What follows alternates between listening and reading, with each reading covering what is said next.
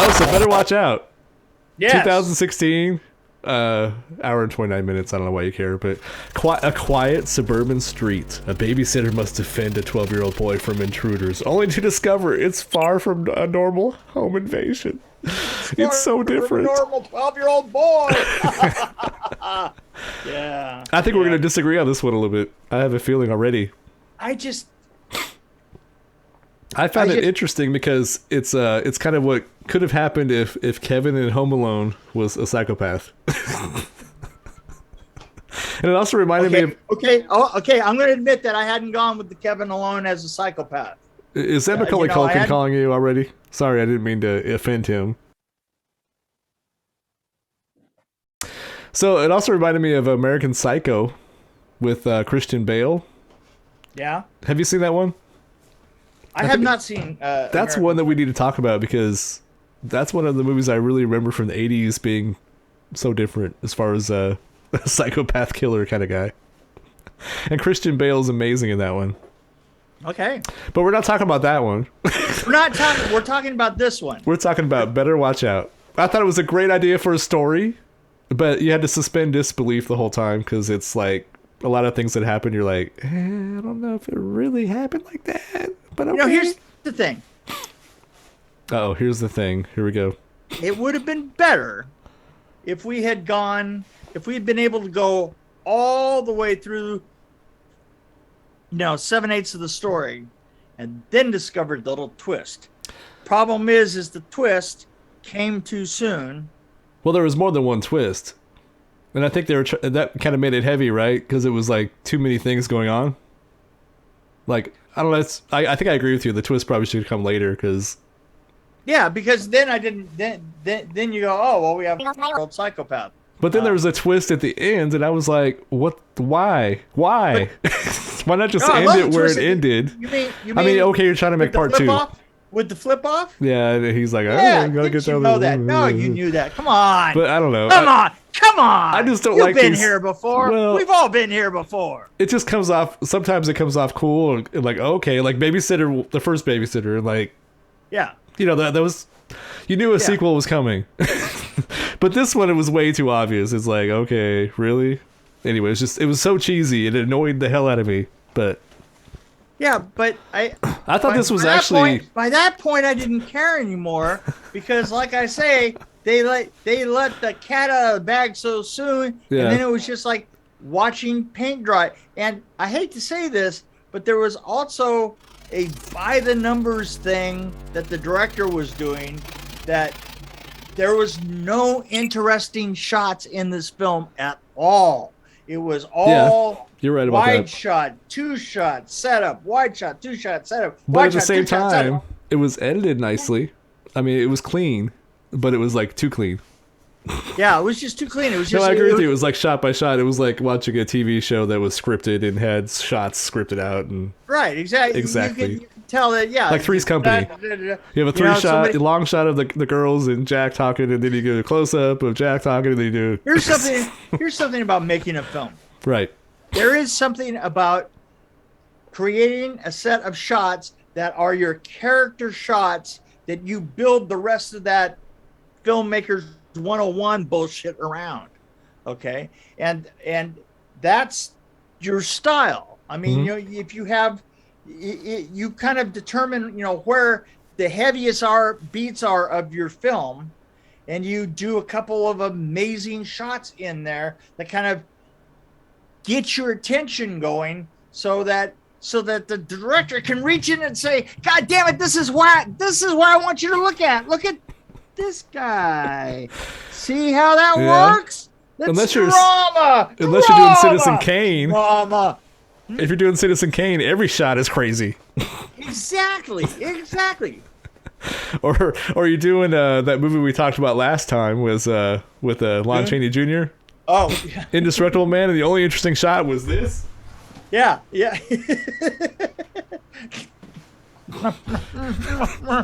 Exactly. Yeah, and that was the caterer. Actually, it might have been the caterer when he got fired. They showed his just before. So I thought so But I thought the pacing was actually pretty good and the editing was good.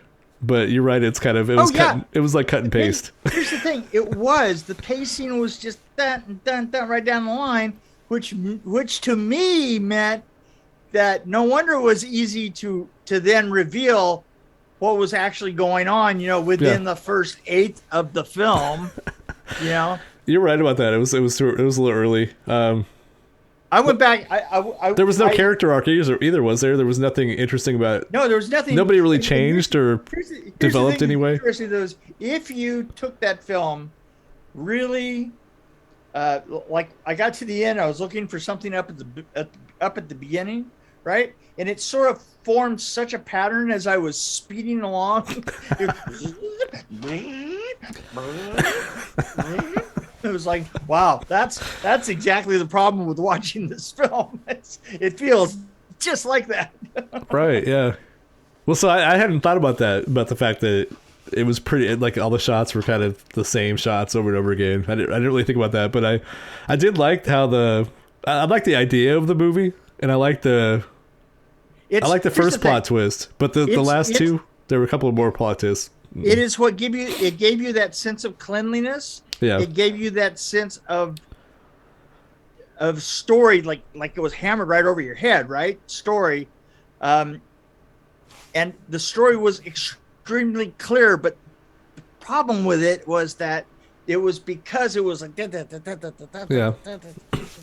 all the way down the line. That also lined up with how the shots were put out. It lined up with how the dialogue was laid out, Well, what's weird about this movie is it was directed by an American director, and I think it was filmed in Australia. Because I read in the trivia that he was annoyed by the doorknobs being too high, and they were distracting him, apparently. I'm like, okay. But I guess that could be annoying. That's because of Australians' unusual habit of sucking on doorknobs. And, it hurts your back if they're way down low like American doorknobs are. Let me book my flight to Australia. It sounds like fun. I'm going to stand next to doorways. Speaking of that, that's actually... Here's some food for thought, by the way, because I had this thought. I'm like, it might be controversial for me to say this and maybe misogynistic, but... If the babysitter was... She might have saved everybody in this movie. That's all I have to say about that. I have nothing to do with the rest of this conversation. I want to look. No, I'm just saying there was a point where it seemed to go that direction. Oh, it seemed to go that direction? It was heading that way, but then it took a turn, which I was glad it did. Thank God. But other problem with this is it did have it had three people saying things that those three people would never say in their goddamn life. That no three people would. The thing is if one person in a group said any of that stuff, the other two in the group would go, "Are you smoking crack or something?" Oh, I got it. They're all on crack. That's okay. See, then. You can get a discussion like that going, right? Right. Yeah, you're right. You have to be true to your character when you're writing dialogue. Which obviously, well, again, like I said, you have to suspend your disbelief in a lot of parts of this movie. But I enjoyed the idea of it. I just didn't like the the dialogue that much. I did like the reaction to the guy smoking pot, though. That was pretty funny. Like, it was a little bit of an overreaction. Yeah, it's... Yeah, but I found that pretty funny, and like I just liked how that went. I wanted to look.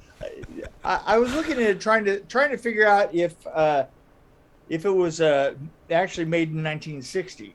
Because nobody's reacted to pot like that since 1960, especially kids. But right? It shows how off kilter this guy was. This little teenager was. Little tweaker. Yeah.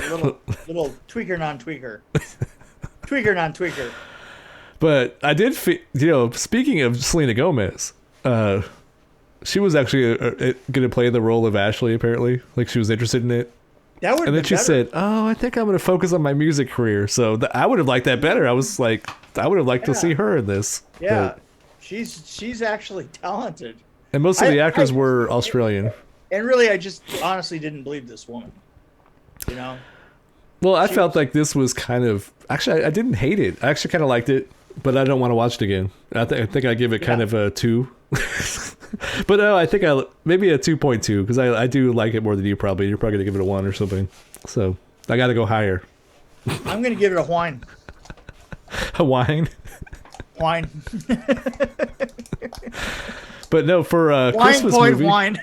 can you think of any Christmas movies that are amazing though? Like, I mean, like I can only think of maybe 1 or 2 that I liked. And this was kind of mediocre, but it was better than some of the Christmas horror movies I've seen. Horror movies have really seen very. Krampus is probably one of the best. Yeah, that was pretty decent. Yeah. Krampus is one of the best. Maybe Silent Night, Deadly Night was pretty good. I haven't seen it for a long time. Deadly Night. I've seen. I think I've seen 2 of them. There are 3. Silent Night, Deadly Night. I think I've only seen the first one, but I remember liking that one. I think I've seen Black Christmas is dumb. Which one? The 70s or the 80s? The remake of the 90s. The early 70s, the earlier 70s one. Yeah. Not the one that you did the trailer for. The lying trailer. No, that's the one that I did the trailer for. It was terrible. Not the 70s. It was the newer one, right? Yeah. Yeah. I saw the original. I don't think I saw that one. I saw that one in pieces that they showed me in order for me to mock. Right. Or for me to mock up. Right. Right, yeah. Well, I tried to watch the 74 Black Christmas. I think it was 74. It was around that time. And it was like a word that it would quote, to quote Mick, it's like watching paint dry.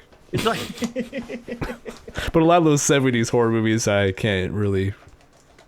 Well, I have to say one thing about the one that back in 2007. It's story time with Mick.